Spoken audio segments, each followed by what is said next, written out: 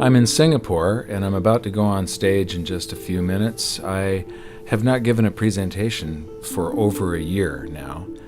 I was in a little fender bender a while back, and so I took a little bit of time off. There's this sense of urgency now. The global dollar standard was put in place by a series of accidental events that were very fortunate for the United States because it gave us an advantage over the rest of the world. But our politicians over the past decade or so have abused this privilege as though it was their birthright. And now the rest of the world are turning their backs on the US dollar standard. This is going to cause a financial calamity the likes of which we've never seen before, and it's going to be devastating for most people. I don't want this to happen, but the damage has already been done. So I'm going around trying to alert people and show them how they can protect themselves and turn this into a great opportunity for themselves. There's always one result from what we are doing right now, expanding the currency supplies all over the planet. There's one result, and that is higher gold and silver prices. I love America, at least the America that the Founding Fathers created, and I'm hoping that people get interested in this so that they'll see that what made America great is the answer to our problems, to get back to free markets, free people, and sound money. Our own history proves that this is the road to maximum prosperity. We are entering a period of financial crisis that is the greatest the world has ever known. The wealth transfer that will take place during this decade is the greatest wealth transfer in history. Wealth is never destroyed, it is merely transferred, and that means that on the opposite side of every crisis there is an opportunity. The great news is that all you have to do to turn this crisis into your great opportunity is to educate yourself. I believe that the best investment that you can make in your lifetime is your own education. Education on the history of money, education on finance, education on how the global economy works, education on how all of these guys, the central bankers, the stock market, how they can cheat you, how they can scam you. If you learn what is going on and how the financial world works, you can put yourself on the correct side of this wealth transfer. Winston Churchill once said that the further you look into the past, the further that you can see into the future. This program is all about creating your own crystal ball, being able to gaze into the future, being able to change this crisis, the greatest crisis in the history of mankind, into your great opportunity.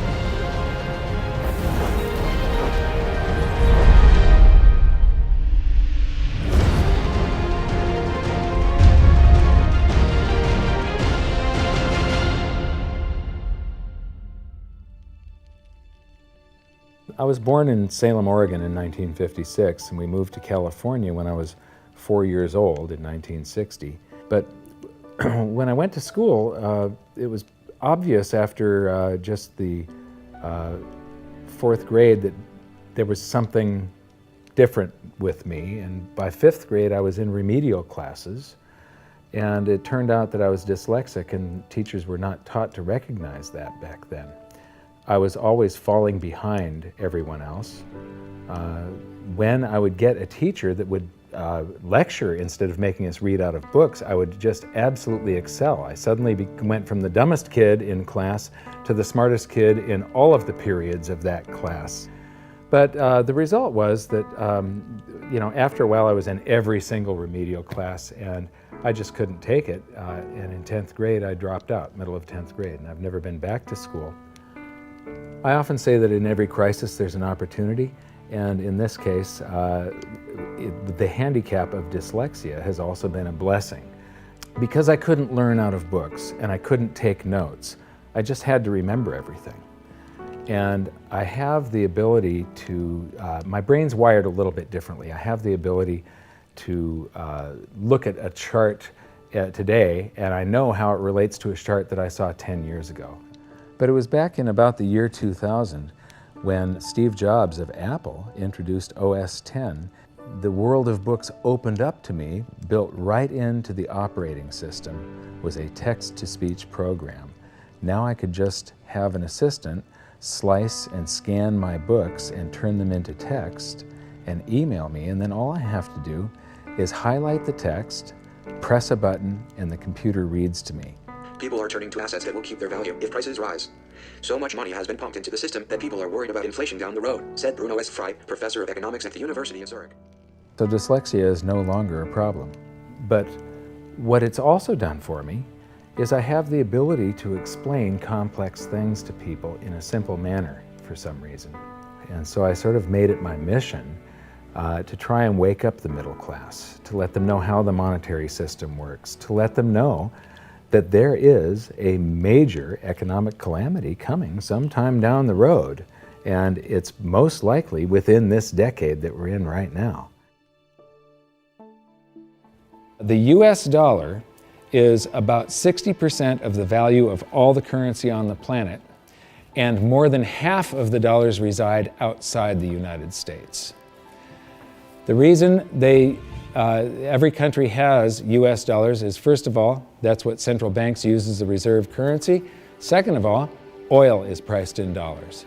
So this is the world, and what you see here is that these are the countries that are avoiding the US dollar in trade.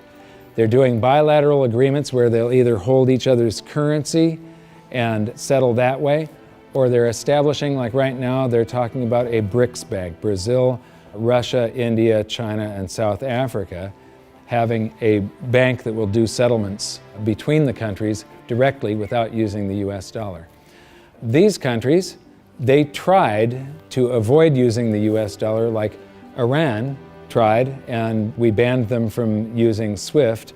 How many here have made wire transfers before? So do you know what a SWIFT number is?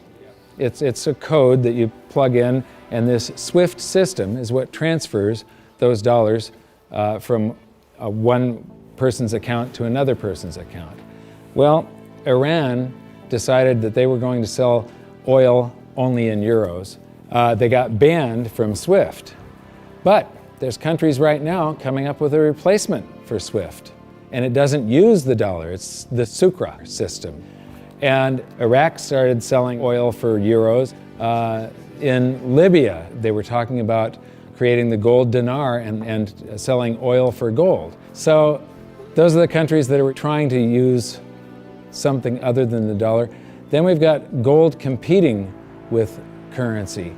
And there's a lot of talk around here about the gold dinar, and there's people that are actually using gold in some of the countries over here. And then in Utah has recognized gold and silver as money again. It's legal tender currency in the state of Utah in the United States. And then you've got physical gold accumulation. I'll show you later that China is accumulating an immense amount of gold, but all the countries with an up arrow, that's gold accumulation. Then we have gold repatriation. Germany has been asking for their gold back, and they're getting it. Venezuela has repatriated their gold from the Bank of England. And then if we put this on a timeline, here's the nails in the coffin for the dollar standard, and you will see that there's not a lot of time left. This is my evidence that I think is proof that the death of the dollar is coming, and it's coming shortly. Nixon ended Bretton Woods, and we went on the dollar standard. Then the first nail in the coffin is Iraq sells oil in euros. The crisis of 2008, and we added 1.25 trillion to our base money in the United States. As we add to the base currency, people get worried about inflation. They start rushing toward gold and silver. Iran ends oil sales in dollars, and they're taking commodities in trade for oil. They're taking, in Turkey, they take the local currency and then buy gold in Turkey and export the gold to Iran. So they're basically selling oil for gold. They do the same thing with India. QE2, quantitative easing, that's more currency printing in the United States. Libya, China and Russia bypassed the dollar. They did a bilateral trade agreement where they hold each other's currency, and they do direct debt settlement without having to wire transfer US dollars. Chinese president just recently said that the dollar as the world's reserve currency is a product of the past. Utah recognized silver and gold as money. China and Iran bypassed the US dollar with a bilateral trade agreement. Venezuela repatriates its gold. China and Japan trade directly. India and Japan bypass the US dollar. Russia and Iran trade directly. Iran sells India oil for rupees and commodities. China and Brazil trade directly. Swiss citizens demand gold repatriation. African countries ban the dollar. In Zambia, you can go to jail if you use US dollars. Quantitative easing number 3. They have announced at the Federal Reserve that they're starting with $40 billion of currency that they're creating each month, and now it jumps to $85 billion. That's more than $1 trillion a year. And remember, it took 200 years to go from no dollars to 825 billion, and now they're going to create $1 trillion every year. Iran trading energy for gold. Singapore removes tax on money. Germany repatriates 150 tons of gold from the New York Fed. The citizens of Netherlands demand gold repatriation. Ecuador repatriates part of its gold reserves. Austrian citizens demanding gold repatriation. China acknowledges fundamental market shortage of gold.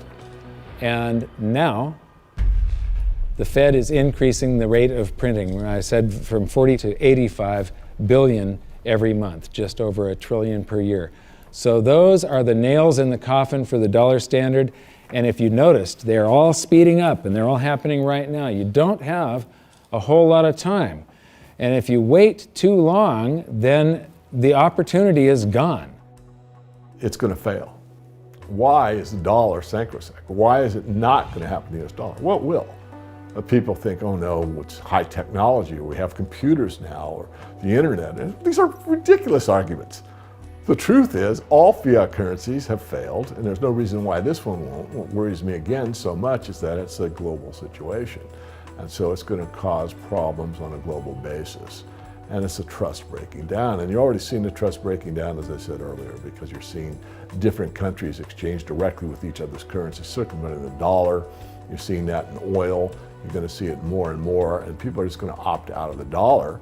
And you'll probably get to a point before the whole thing collapses entirely where the dollar is more or less used internally in the United States and externally is not used as much, because there'll be a lot of agreements made between nation states outside of the United States that will want to use each other's currency and not the dollar.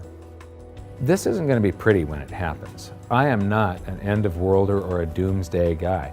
All you can do is play the hand that you are dealt. If we go to a new monetary system, and I think it's absolutely inevitable, there's just too much energy built up in this one that has to release. It has to come crashing down somehow. When that happens, there's an enormous wealth transfer for people that are on one side of the bet or another. And people don't realize that whether they think they are making a bet or not, they are making the bet. They are involved. This wealth transfer affects everybody, whether you want to participate or not. If you're holding paper assets and paper currencies, you have bet one direction. If you're holding gold and physical assets, you've bet the opposite direction. So these are changes in Chinese holdings. They are accumulating gold, they are getting rid of US Treasury bonds. This is gold held in China. The green line is the cumulative gold, that's on this side, this scale. So it's gone from about 700 tons to almost 6,000 tons just since the year 2000. So this is their central bank holdings, this is their mine supply, but this is, and my researcher put all of this data together. You're the first people to see this. This is the amount of gold flowing through the Hong Kong exchange that goes into China. And the past couple of years here, they have ramped up their buying. They know that the dollar standard is coming to an end, and they are protecting themselves, and you're probably going to see gold-backed renminbi someday, the yuan. So this is an interesting chart. Changing global influence. So this is the correlation to this basket of currencies. This basket of currencies, if you add them all up, they're trading up or they're trading down. And this was pre-crisis, so it's before 2008. So this is from the International Monetary Fund, it's their data. So from 2005 to 2008, This is the correlation of, if that basket of currencies was trading up, the dollar was probably doing about the same thing as what it's saying. The Chinese renminbi, a little less so. And then this is today. The US dollar is done for.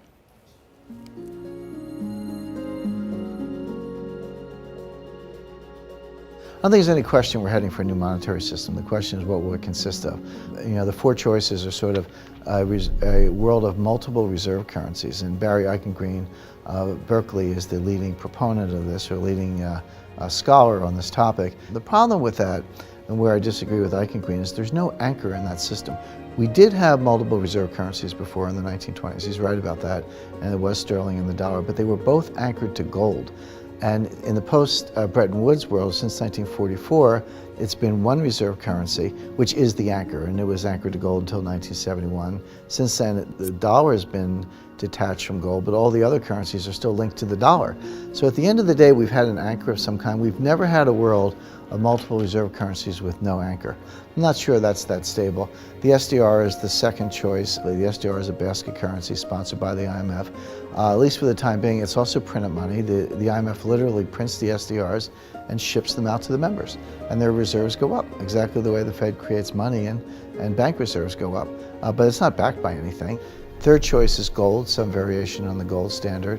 And the fourth choice is what I call chaos, which is that nobody does anything. There's a lot of wishful thinking, there's a lot of denial, there's a lot of delay, and we get to the point where people just totally lose faith in paper currencies, go to hard assets, and we have a sequential collapse of paper currencies around the world, at which point governments will have to react with emergency measures. And that could include coercion, confiscation, various sorts of freezes on paper assets. It could be a lot of things in that scenario. So to me, it's multiple reserve currencies, SDRs, gold, or chaos. I favor gold, but I fear that we may get chaos. I've talked about every 30 to 40 years the world has a new monetary system. And the thing is that over the years, governments and the banks have basically screwed us more and more and more. And these new currency systems are always created by the same idiots that created the last one that fell apart. It's the big banks, it's the central banks, and it's governments that are creating these new systems each time. And each time, the system they come up with is a system that cheats the population more and enriches the government and the banks more. It's a system that transfers wealth at greater and greater speeds. This one is going to fall apart just like all of the others. There's a difference this time, though. There's the internet. People are connected all over the world. Information is spreading, and people are getting educated. So I'm hoping that we go back to gold. Not a gold standard. Gold standards suck. I did a video on that. With a gold standard, there's supposed to be a certain amount of gold in the vaults for each unit of currency. In other words, it's a 1-to-1 ratio is the way it started. And then they print more receipts than gold that exists. So if we have gold standards, we're going to get scammed again. If we used gold and silver, if the public gets educated enough before all of this happens, if we went back to gold and silver, then governments can't scam us. It limits their ability to transfer wealth from the population to the government and to the banks. A lot of people say that you can't use gold and silver today because they're too heavy and bulky, and it's completely wrong.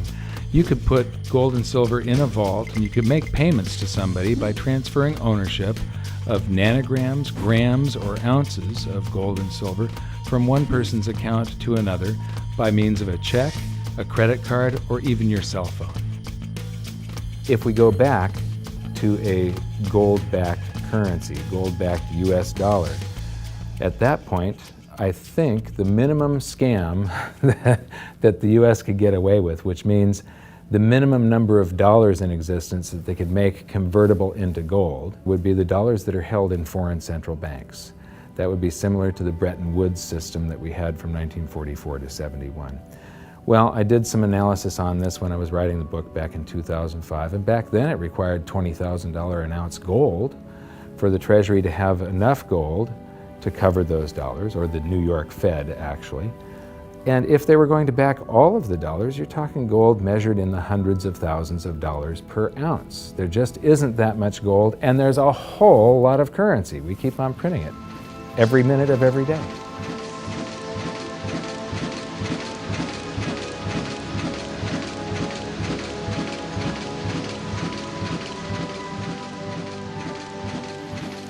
This is gold and how it accounts for a currency supply. This is our base money in the United States, which was gold back here from 1900 until the Federal Reserve. The amount of currency in circulation in gold were the same. And then we established the Federal Reserve and we inflated for World War I, and we had more currency in circulation than we had gold to back it. There were some bank runs in the 30s.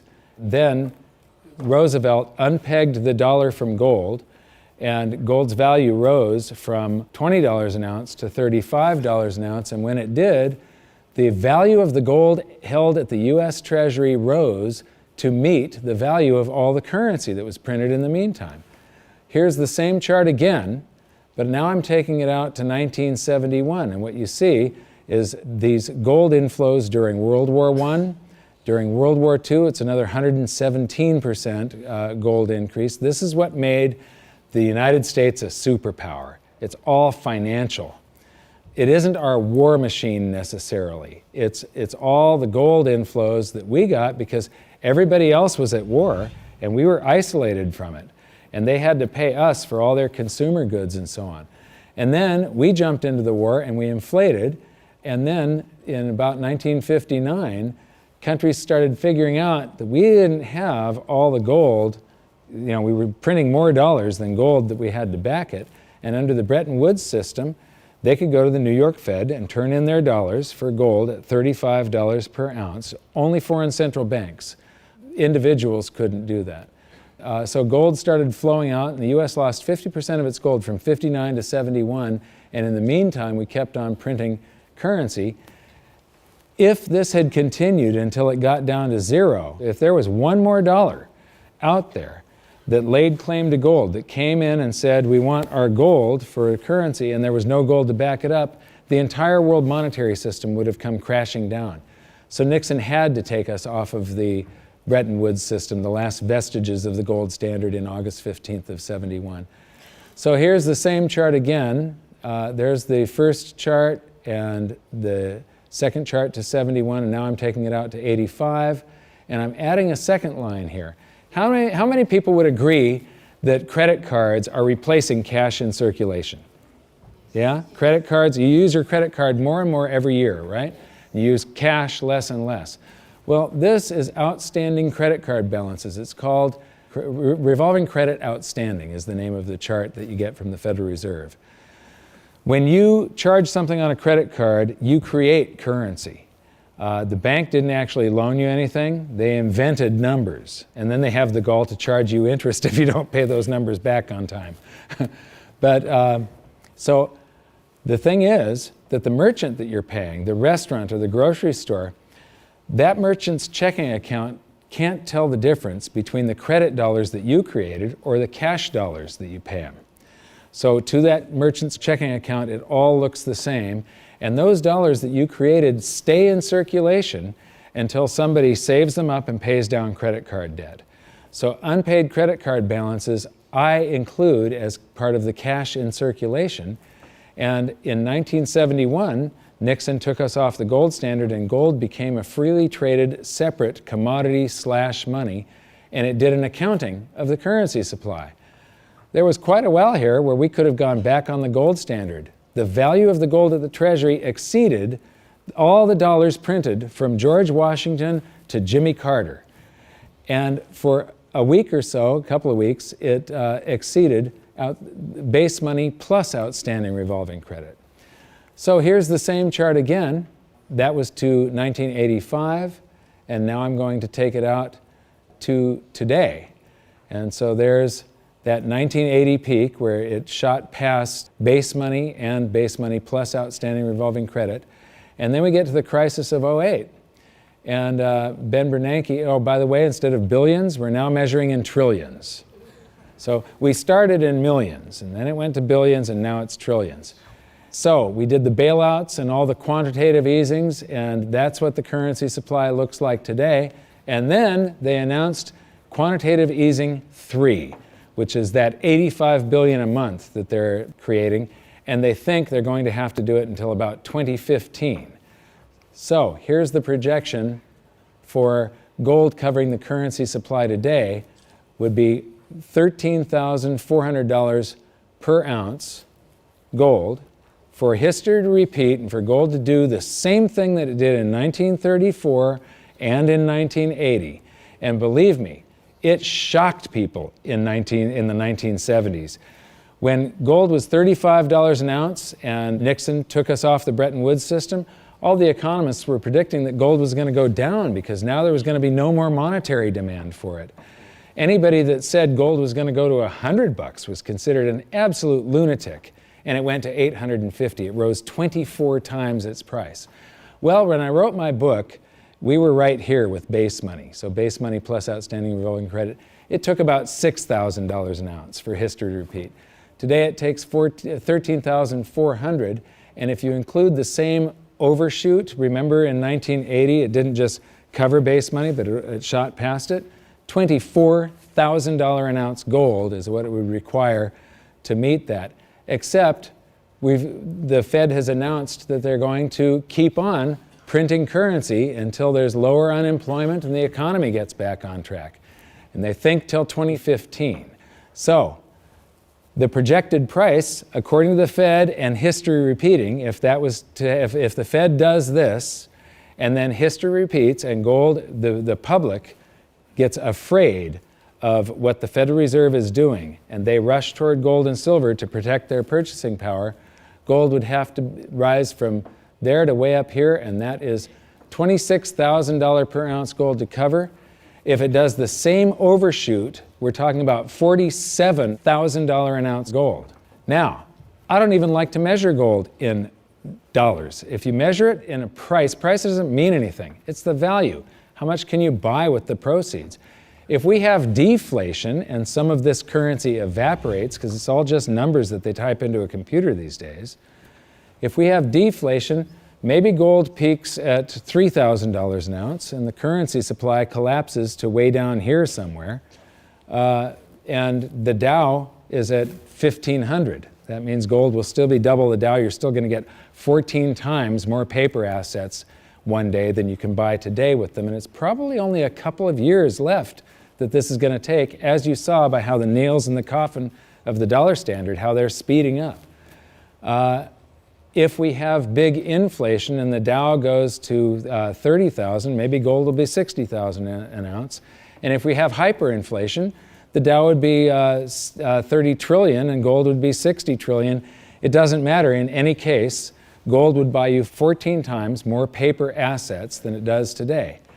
So these are the global assets. Here's the bond market. Here's the stock market. This is the value of real estate on the planet. And these are bank deposits, and there's gold. Now, that little slice of the pie is going to get a lot bigger in just the next few years, and it's not going to do it by a whole bunch more gold just appearing. It's going to do it by the price of other assets going down, or at least their value going down, and the value of gold going up. So the price of gold will change. That piece of the pie is going to grow. It was a lot bigger back in 1980 when gold was at $850. It's going to get a lot bigger today again, but today, as you've seen, it requires far, far higher prices. So, the death of the dollar standard. How many people here believe that I'm sort of predicting what's going on in the future here? You can see that there's a new world monetary system coming. It happens every 30 to 40 years, except this time, instead of a baby step off of gold, we've got to go from nothing back to something. It's going to be a worldwide convulsion, the scale of which has never been seen before. At the end of the day, the fundamental driver of gold, it's not so much that gold's in a bull market, it's more the dollar's in a bear market. And people say, well, how high can gold go? And my answer is, well, how low can the dollar go? The answer is the dollar can go to zero. If you divide any number by zero, the answer is infinity. So gold can go to infinity if the dollar goes to zero. Now, in the real world, something else will happen. It's not that gold becomes worth infinite number of dollars. It's more the case that the dollar just falls off the stage. The dollar gets the hook, so to speak, and you'll count gold in dollars to 5,000 to 10,000 to some point, but there will come a time when you won't count gold in dollars anymore because dollars won't count. People won't want dollars. There is so much opportunity in crisis, it is absolutely extraordinary. That's just not me saying that, that's just history. You read any amount of history, and I don't mean last week, I mean real history. You know, in times of crisis, it's when huge fortunes were made. Times of crisis, it's when human beings create and develop newest technologies and newest science and new medicines. In times of crisis, there's so much opportunity as long as you can remain calm, get educated, be resourceful. The challenge for most people is that in crisis, they go into crisis mode, which means they go into scarcity, they go into lack, they go into blame, and none of those emotions are resourceful for helping you solve whatever challenge is in front of you.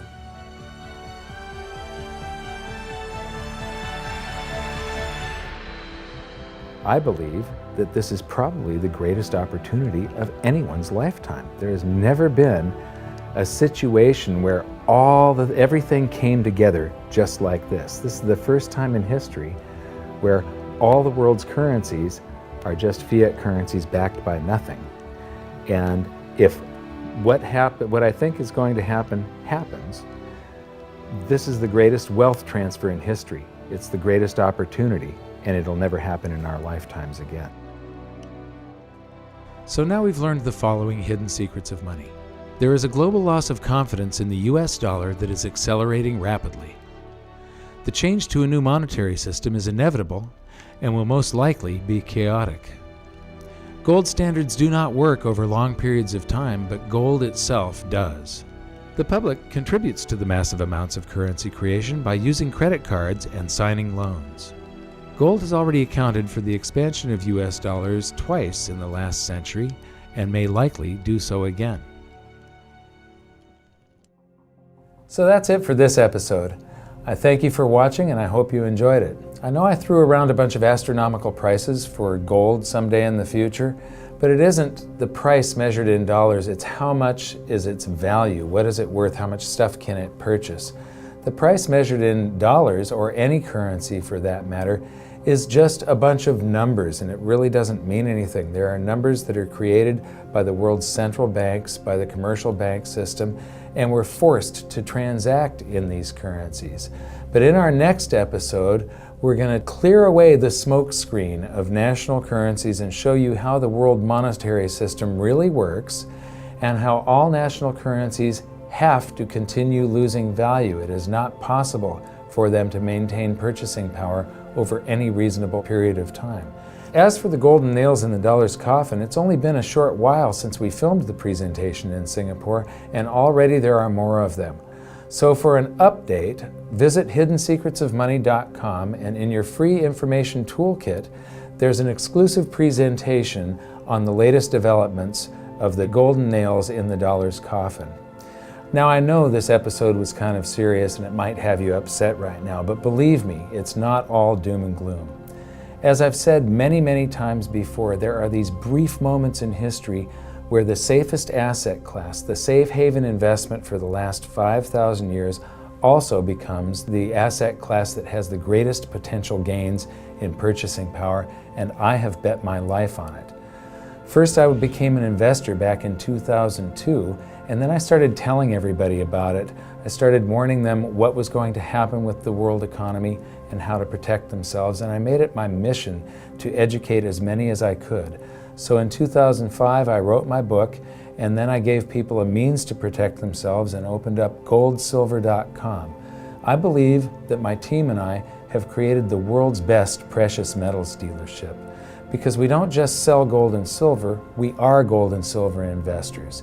And what we want to do is help you understand how to get through what is coming, to protect yourself, and to turn all of these bad things around to your benefit. So if you decide that precious metals are for you, please visit goldsilver.com. We'd love the opportunity to become your dealer because we feel that we are more than a dealer. We are a partner with you, and we're on the same side of the fence as you. So thank you very much. Good luck. We'll see you at the exclusive presentation at hiddensecretsofmoney.com. Thanks. you think this is a man-in-the-lifeboat situation? Let me ask you this. If you knew the Titanic was going to sink and you were on the Titanic, you know there's going to be a lifeboat situation coming up soon. Would you like lifeboats available? That's right. Would you like to get in the lifeboat early, get a nice seat, maybe close to the water, maybe close to the food supply, right there in the middle, nice and comfy? Or you want to be one of the last ones on the boat and you're jockeying for position, you have to throw a kid out to make room for you? Yeah, so lifeboat situation depends how you like your accommodations on the lifeboat is whether you should be working your way towards it right now. And I will be edging my way towards it right now. Mike Maloney's Hidden Secrets of Money is made possible by the clients of goldsilver.com. Your continued loyalty and support allows us to educate the public on how to both protect themselves and benefit in the turbulent times ahead. To all goldsilver.com customers, thank you. Hidden Secrets of Money would not be possible without you.